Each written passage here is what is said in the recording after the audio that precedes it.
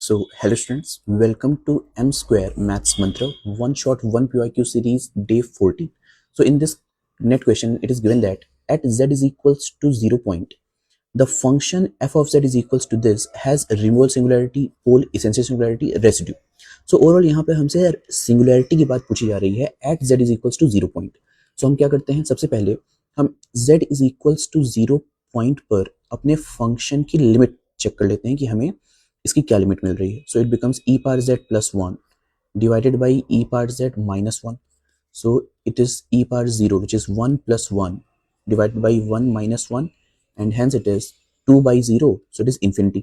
और जब कभी मुझे लिमिट की वैल्यू इन्फिनिटी मिलती है which implies that it is a pole, यानी कि z is equals to 0 हमारे पास क्या है, एक पोल होगा.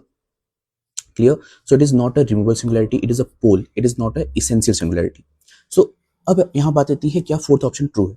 तो मैं कब बोल सकता हूँ कि मैं अपने फंक्शन का रेसिड्यू निकाल पाऊंगा. तो रेसिड्यू निकालने के लिए मुझे क्या मालूम होना चाहिए, अपने पोल का ऑर्डर मालूम होना चाहिए. तो किसी भी पोल का ऑर्डर हम कैसे फाइंड करते हैं, जो भी हमारे पास न्यूमरेटर पार्ट है उसको h मान लेते हैं.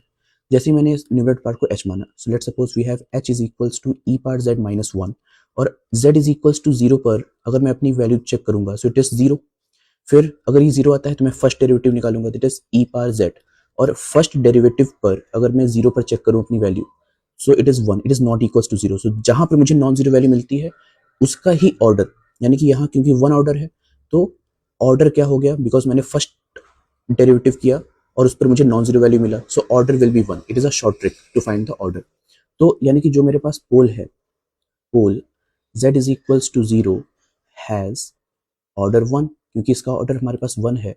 तो किसी भी फंक्शन का अगर मुझे रेसिड्यू निकालना है